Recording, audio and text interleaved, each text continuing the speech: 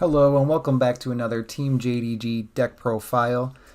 This is the one I got first place with on the 1126 main event. We played Joey, and the skill is I'm just going to attack. What this says is flip it up at the beginning of the duel, and then once per turn, you can pick one of your monsters and have it gain 100 attack until the end of the turn. And then also, once per turn during your battle phase, if your opponent activates a trap, you can negate the effect of the trap and set the trap again.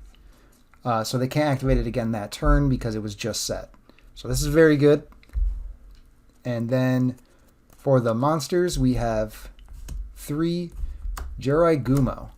So it's an interesting card. I don't really like this card, but I feel like you have to play it because if your opponent's playing it, you can't really get over it without you also playing it.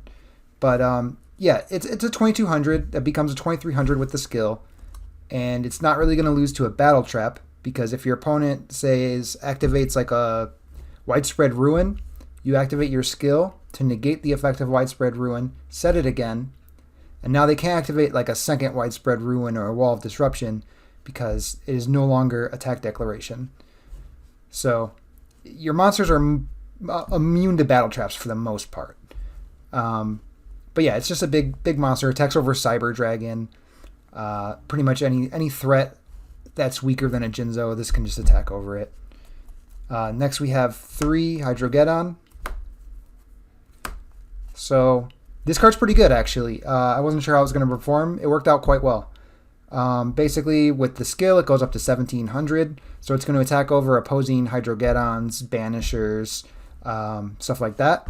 And when it destroys a monster by battle, you get to special summon a second one from deck, and that one is normally just going to go right in for 16.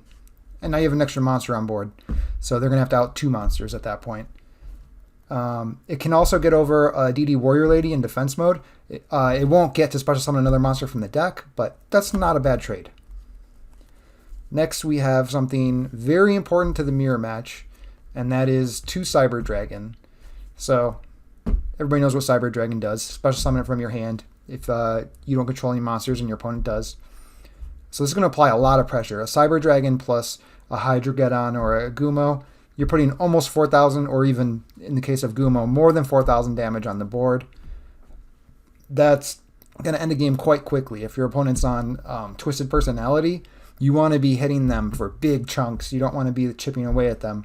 So for instance, going Cyber Dragon, Yugioh, and then attack over the rocket and attack for 23 or whatever, that's a nice chunk of damage. Like, yeah, they're going to get 2 counters on their Twisted Personality. You can easily play around that by setting your hand.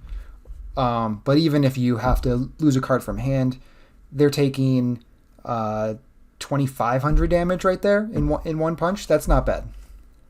Next, we have 2 Banisher. This is your anti-Crystal Beast, anti-Blaze Accelerator. Just another 1600, and again with the skill it can attack over opposing Banishers, opposing Warwolves and Hydrogeddons. That's all the monsters. For the spells we have 3 Book of Moon. Pretty much the best spell in the format right now. So this works under Yugioh, this works under Pitch Black Warwolf, and Joey cannot negate this. So it's very good. Defensive card, offensive card with Hydrogeddon or Banisher or anything like that. So just very versatile, very powerful. You definitely want 3 of those. And then we have 2 Shrinks. Not quite as versatile, but it is Damage Step. So if you get to Damage Step and you play a Shrink, they're not going to be able to respond with their Offerings or their Book of Moon. You are killing their monster with this Shrink, dealing some damage. And if you use this with a Hydrogeddon on either player's turn, you're special summoning another Hydrogeddon. So if it's your turn, that's a lot of damage, right? You're dealing the damage, you're dealing with the Shrink, and then you're getting another 1600 in. But even on their turn, they're losing their monster, some life points, and you're getting another monster to attack them with. Very powerful. Just 5 spells. For the traps, we have 2 Dust Tornado. Yeah, removes back row, right? I can't get myself to not play these because it is a great response to Blaze Accelerator. Just get that off the board when they try to activate it. You don't have to lose your monsters. And we have 2 Floodgate Trap Hole. So I went with these because I don't want to be on Widespread Ruins or Wall of Disruptions in the main, because Joey's just going to negate those, as well as like a Jinzo, a Pitch Black Werewolf. They're all going to negate that stuff.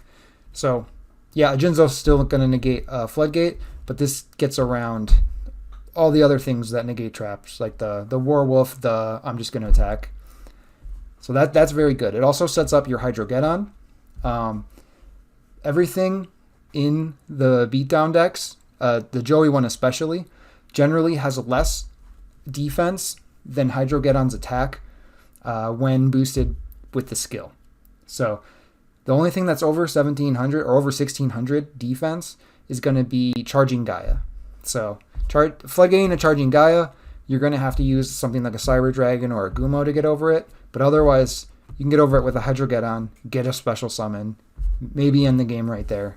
And the last trap is actually my one of. It is Zoma, which I ran instead of Jinzo.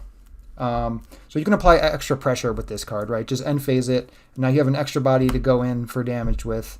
It's really powerful in a deck where you're not really worrying about traps too much.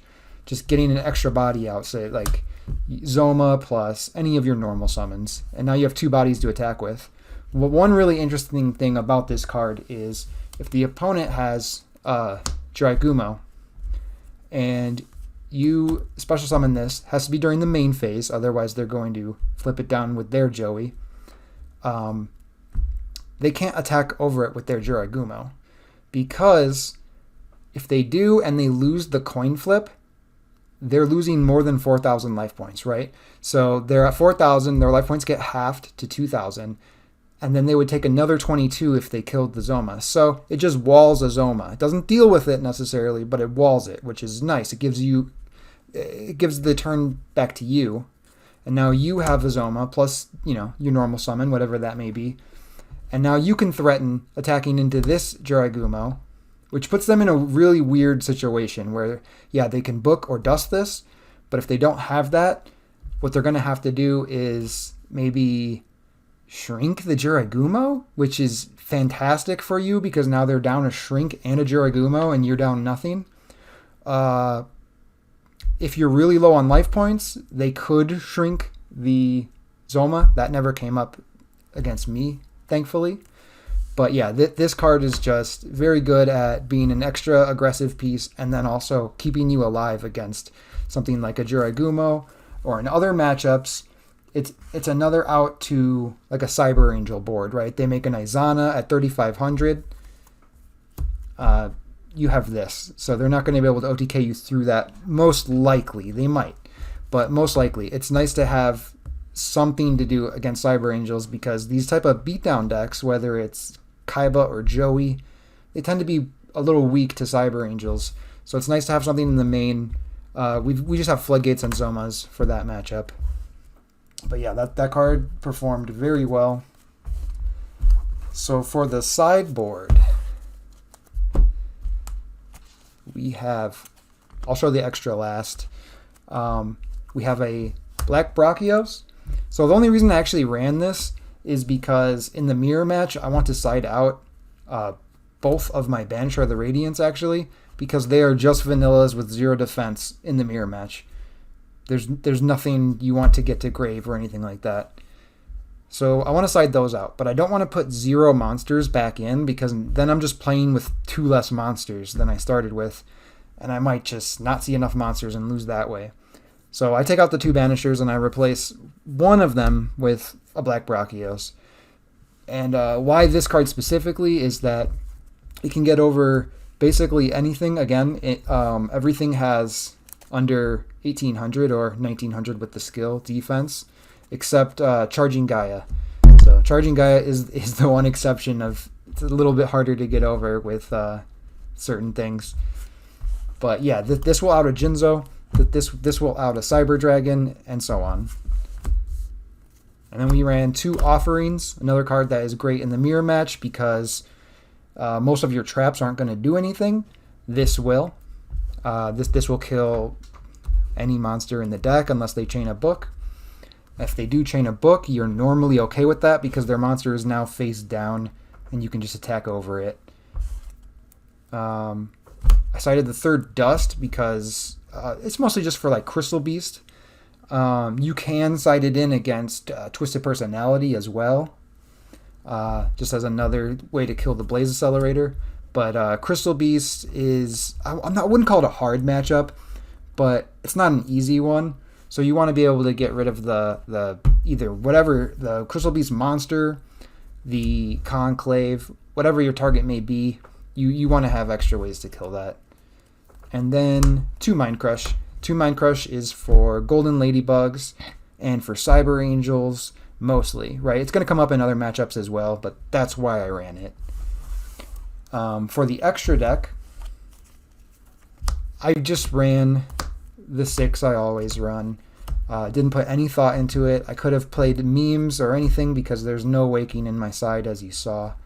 I don't think most good players are really triggering Wakings that much, so you may just have a dead card in your hand if you side Waking. Now there are matchups you would want a Waking against anyway, like Water or something, but that's not a matchup I care about in the slightest. And well, one, it's not the greatest deck, but also you can side in Dust for the Legendary Oceans. You can side in Offerings for the Kiryushin or the Leviathan Dragon. So you're not really worried about that matchup. And then even in the main board, you've got Book of Moons and Floodgates are very good against that deck. Going forward, what would I do? Honestly, I would consider a third Shrink. That card is very good. In the mirror match especially, a lot of times whoever draws more Shrinks can just win because there's not many ways to interact with that card. You can dust it before they activate it, and that's about it. Because outside of having your own copy to match theirs, you're not going to be able to really get around it with a book or an Offerings unless you're preemptively doing those cards, in which case they still have their Shrink.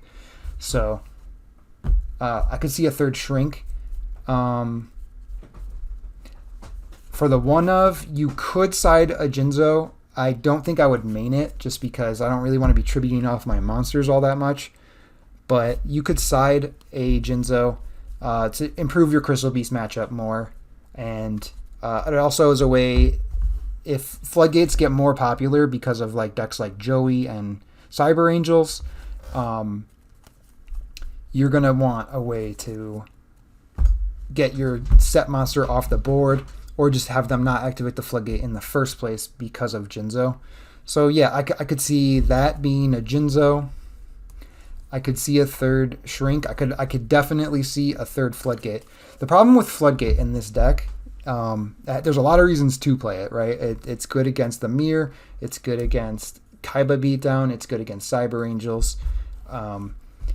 But one of the problems with it is if you're drawing these Jiraiya and trying to beat down, you're going to be halving your life points a lot. Normally not a big deal. There was a game that I halved my life points 4 times in a row. I missed all 4 coin flips, but I did win that game because I'm just being aggressive. But with Floodgate, you are attacking into a defense mode monster with Jiraiya. So you're halving your life points, but you're not really progressing the game state necessarily. So it's not the greatest interaction, but I think the benefits definitely outweigh the single bad interaction. And even the bad interaction, like I said, can be fine because you're still clearing their monster. Even if you're halving your life points over and over again, most decks aren't going to be on like Nightmare Wheel or any burn cards, so they're still going to have to get into you directly or in over one of your monsters with Shrink, and you just play around that with your own Shrinks, your Offerings, your Book of Moons. And Another interesting thing I think I would do going forward is I might side a skill. And the reason for that, depending on what skill you pick, but the reason for that is for the mirror match, their trap lineup is going to look similar. Maybe not the exact same, but their trap lineup's going to look similar, right? So what is the skill really doing? It's pumping one of your monsters by 100 a turn. That's not bad, but that's not really worth running a skill. So you could switch it to something like Energizing Elements, for example, and now you can make your Jiragumos 500 bigger and your Hydrogeddons 500 bigger. That's not bad. It does not interact with your light monsters, but it interacts with 6 of your 10 monsters. You could side something like Twisted Personality in case the opponent is on like Nightmare Wheel. It's very good against that card. And I think there's some other things you could side as well. But those are probably the 3 changes that would come to mind that I would consider is the Shrink, the Zoma could be a Jinzo, and then you might want to side a skill for the mirror match or whatever matchup you find the most difficult. But yeah, once again, thank you for watching, and we will see you in the next deck list video.